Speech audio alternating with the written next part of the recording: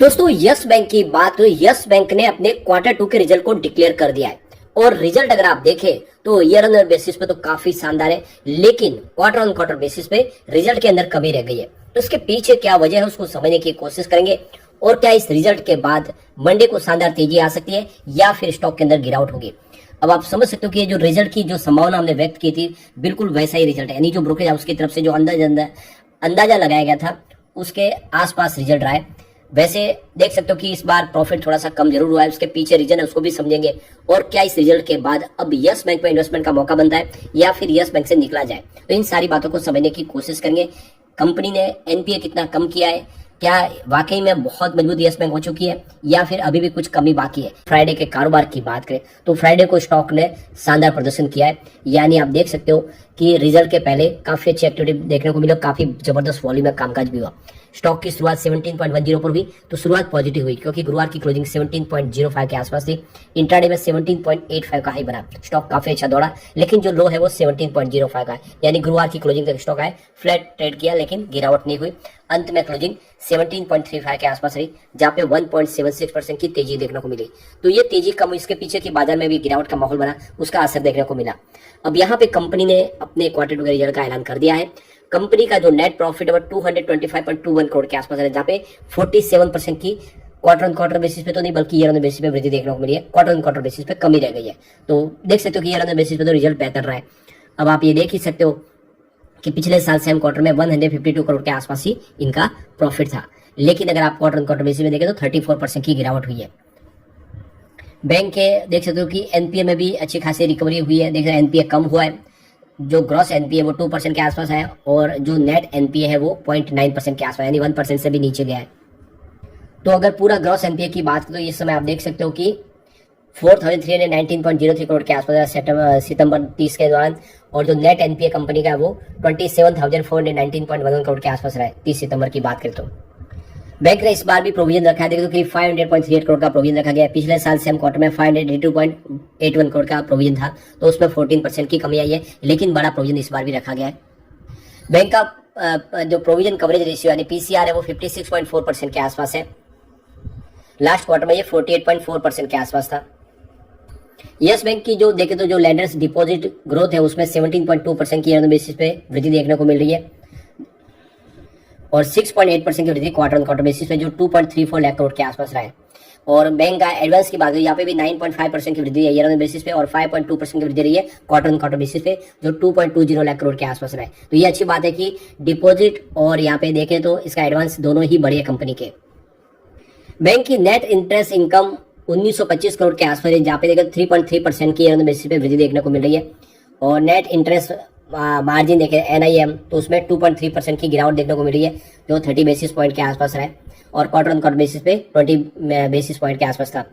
Not company की जो non interest income की बात करें वो भी 1210 करोड़ के आसपास, जहाँ पे 38.4% की बेसिस पे वृद्धि देखने को मिली है और क्वार्टर ऑन क्वार्टर बेसिस पे 6% की वृद्धि है।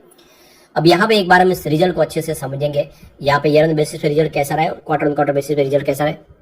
सबसे पहले रेवेन्यू की बात करें तो पिछले साल सितंबर में 5475 करोड़ के आसपास था, इस सितंबर में 6714 करोड़ के आसपास रहा है। जून क्वार्टर में ये 6445 करोड़ के आसपास था। तो आप क्वार्टर ऑन क्वार्टर बेसिस पे देख लो या ईयर ऑन बेसिस पे देख लो तो रेवेन्यू बिल्कुल बढ़ा है। इस मामले में यस बैंक ने मैदान मान लिया है। अब यहाँ पे बैंक के इंटरेस्ट की बात करें, पिछली बार 3487 करोड़ के आसपास था, इस बार 4794 करोड़ के आसपास रहा है और जून में यह 4449 करोड़ के आसपास था। बैंक के खर्च की बात करें तो 2703 करोड़ का खर्च था पिछले साल सेम क्वार्टर में, इस बार 2883 करोड़ तक पहुंचा है और पिछले क्वार्टर में ये 2726 करोड़ के आसपास था। तो यहाँ पे देखो कि बैंक का खर्च भी बढ़ा है। अब जो फाइनेंसिंग प्रॉफिट है वो निगेटिव है, पिछले सितंबर में ये 716 करोड़ के आसपास था, इस बार 960 करोड़ माइनस है, पिछले क्वार्टर में ये 730 करोड़ माइनस था। अब बैंक की अदर इनकम की बात करें तो देख सकते हो कि सितंबर में पिछले साल सेम क्वार्टर में अगर देखें तो 931 करोड़ के आसपास थी और इस बार 1267 करोड़ के आसपास रही है। पिछले क्वार्टर में यानी देखें तो जून क्वार्टर में ये 1192 करोड़ के आसपास थी। तो अदर इनकम बढ़ी है, चाहे आप क्वार्टर ऑन क्वार्टर बेसिस पे देख लो या ईयर ऑन बेसिस पे देख लो, तो बैंक को अदर इनकम भी मिलती हुई दिखाई देगी। अब प्रॉफिट बिफोर टैक्स देखें तो पिछले साल सेम क्वार्टर में 215 करोड़ के आसपास था, इस बार 304 करोड़ के आसपास रहा है, पिछले क्वार्टर में ये 462 करोड़ के आसपास था। तो यहाँ पे ईयर ऑन बेसिस पे तो देख सकते हो कि प्रॉफिट बिफोर टैक्स में वृद्धि हुई है, लेकिन क्वार्टर ऑन क्वार्टर बेसिस पे बिल्कुल आपको यहाँ पे कुछ कमी होती हुई दिखाई देगी। अब यहाँ पे अगर हम नेट प्रॉफिट आफ्टर टैक्स की बात करें तो देख सकते हो कि पिछले साल सेम क्वार्टर में बैंक को 160 करोड़ का प्रॉफिट हुआ था, इस बार 229 करोड़ का प्रॉफिट हुआ है, लेकिन पिछले क्वार्टर में 347 करोड़ का प्रॉफिट था। तो ये क्लियरली समझ में आ रहा है कि क्वार्टर ऑन क्वार्टर बेसिस पे प्रॉफिट में भारी गिरावट हुई है। ईयर ऑन ईयर बेसिस पे देखें तो यहाँ पे आपको प्रॉफिट जरूर बढ़ता हुआ दिखाई देगा। अब यहाँ पे ईपीएस की बात करें तो पिछले साल सेम क्वार्टर में 0.06 रुपीज के आसपास था, इस समय 0.08 रुपीज के आसपास है। जून क्वार्टर में ये देखें तो 0.12 रुपीज के आसपास था। तो बिल्कुल क्वार्टर ऑन क्वार्टर बेसिस पे इस बार रिजल्ट ने थोड़ा सा निराश जरूर किया है। लेकिन यहाँ पे अगर हम एनपीए की बात करें तो देख सकते हो कि पिछले साल सेम क्वार्टर में 12.90% का जबरदस्त ग्रॉस एनपीए था। अब देख सकते हो इस बार वो 2% पे आ गया है, पिछले क्वार्टर में भी 2% के आसपास था। तो ग्रॉस एनपीए 2% के आसपास है, ये एक बड़ी राहत की खबर है यस बैंक के लिए।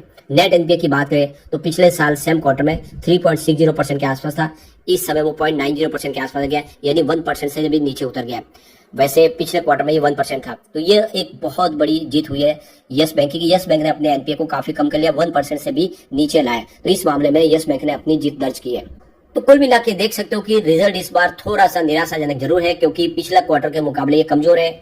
देख सकते हो कि प्रॉफिट में कमी आई है, लेकिन कुछ राहत यह है कि इन्होंने अपने एनपीए को काफी कम कर लिया, 1% से भी नीचे लाए। ओवरऑल देखे तो अभी यस बैंक में और थोड़ा समय लगेगा इसको पूरी तरह से पटरी पे आने में, लेकिन जिस तरह से देखे इसकी प्राइस तो बहुत नीचे है। अब इसमें और ज्यादा संभावना बिल्कुल नहीं है, यहाँ से एक तेजी की ही संभावना बन सकती है। वैसे अगर हम इसके पिछले 3-4 साल की परफॉर्मेंस भी देखें तो सुधार दिखाई दे रहा है।